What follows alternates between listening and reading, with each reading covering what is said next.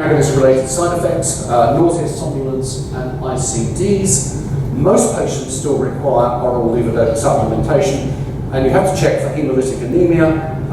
The infusion causes skin nodules, and of course, it is invasive, but it is an advantage. But an Israeli company, where they must Neuroderm, are trying to improve on the delivery of apomorphine. What they've done is come up with a formulation of apomorphine which does not cause the same irritation, which does not have the same safety issues, and what they're aiming for is here at the bottom. They are devising a patch pump for apomorphine subcutaneous delivery, so just put the patch pump onto the skin, and that will do the same job as the subcutaneous infusion using a much larger pump system. If you look at levodopa, we're all familiar with this, you can see it on the stand outside, intraduodenal infusion of levodopa, very sophisticated pump system. Great thing about this, of course, is you're using the gold standard drug for the treatment of Parkinson's disease, you're using the best drug.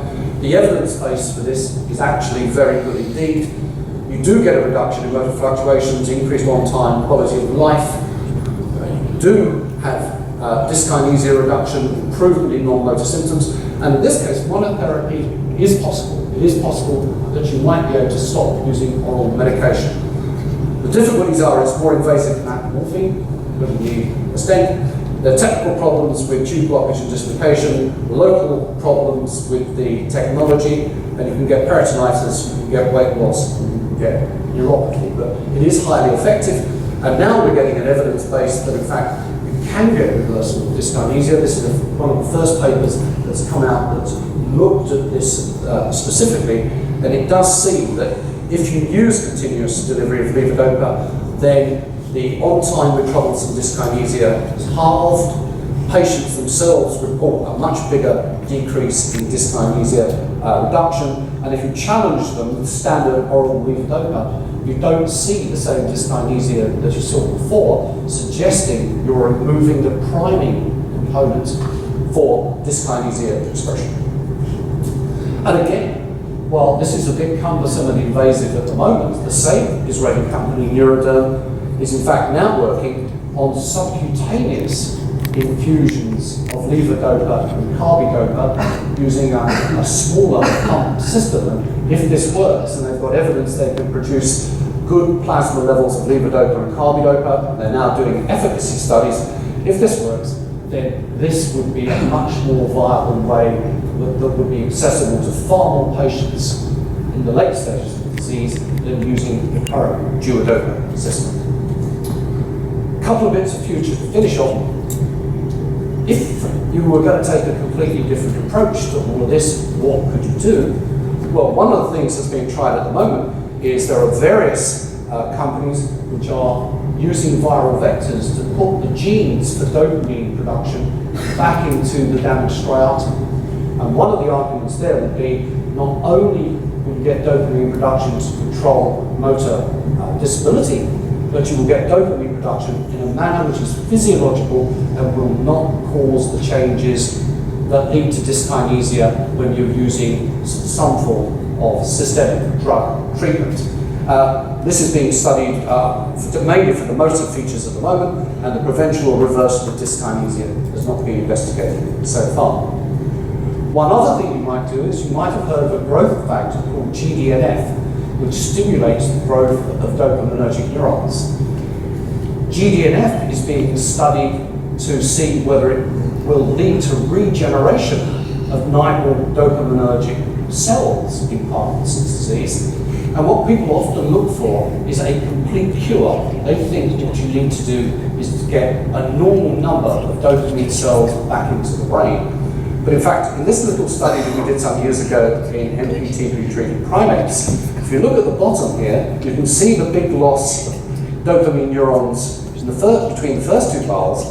When we gave these monkeys a couple of intracerebral injections of GDNF, we didn't get a complete reversal of the number of dopamine cells. But what this small increase in dopaminergic cell number did was it led to a big decrease in the amount of dyskinesia, because dyskinesia is dependent on the amount of cell loss that you have. And even if we can get 5 to 10% reversal, that will have a significant effect in controlling dyskinesia. So this is another potential way forward. So the conclusion of all of this is nobody knows what happens. Okay? This is extremely complex. We have lovely schemes that we use to explain it all and tell students, yes, it's very easy, it's all to do with presynaptic loss of dopamine terminals, but the reality is it's very complex. We know that the basal ganglia is put into a permanently abnormal state, and that's about all we do know. But what we know from a pharmacological perspective is if you deliver drugs continuously, you can reduce the risk of dyskinesia, you can reverse established dyskinesia, you can improve on time, you can improve quality of life, and we also know levodopa is without doubt the best drug for treating Parkinson's disease. And if you can do this with levodopa, all the better. Thank you very much. Thank you very much, Peter, for explaining it all to us in basic rules. Now we understand everything. But maybe somebody still has a question. Yes, please. Yusef. Thank you very much, Professor General, for this excellent presentation, crystal clear as usual. At the very beginning of your presentation, you used the term drug holiday. I remember that many years ago, it was a working concept to drug holiday. The main reason was to stop the different dopaminergic drugs. The idea was to try to recover somehow the former sensibility of the dopaminergic receptor. What is your opinion now about this concept? Right.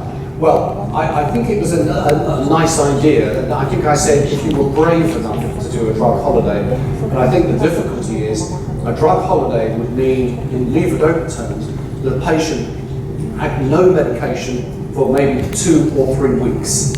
Now, this is a huge trauma for everybody, and that's why people don't use drug holidays. If at my hospital, if they said we wanted to bring somebody in and give them a drug holiday and they're going to occupy a bed for 3 weeks, they go crazy, to be quite honest. So we don't do it because it's traumatic all round.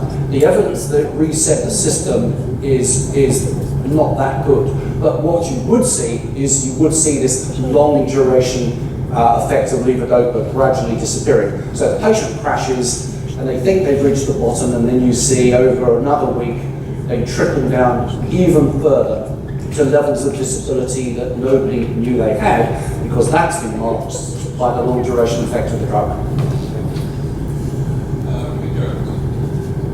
Peter, so we typically start patients on levodopa and give it 2 or 3 times a day. Yeah. And then as the disease advances, we give the same dose or a larger dose if they develop fluctuations several times a day. Yeah. Is that the right way to do, or should we perhaps start with giving the same daily dose in divided doses? Right. The answer, of course, is nobody knows because we haven't done the studies. But in theory, if you produce more peaks and troughs, then you're more likely to cause pulsatility and you're more likely to make things worse. The difficulty is how do you get around this, because you've only got the tools available to you to use to try and overcome this problem. I don't know what you do. Do you probably bridge levodopa with dopamine agonist drugs? What do you do? No, I personally start with levodopa and continue with levodopa. Because I think the current sense is that if you use levodopa sensibly in the early stages of the disease, if you lose doses of, less than 400 milligrams a day, based on the STRIDE study, then your chances of getting dyskinesia are anywhere in off considerably lower than a higher doses, if you believe that study. You have doubts? I always have doubts. Nothing is certain in this field at all. There is no stable ground. It changes the whole time. Okay, thank you very much for that. Yes, we move to the last can we have a break now? I think No, you stay in.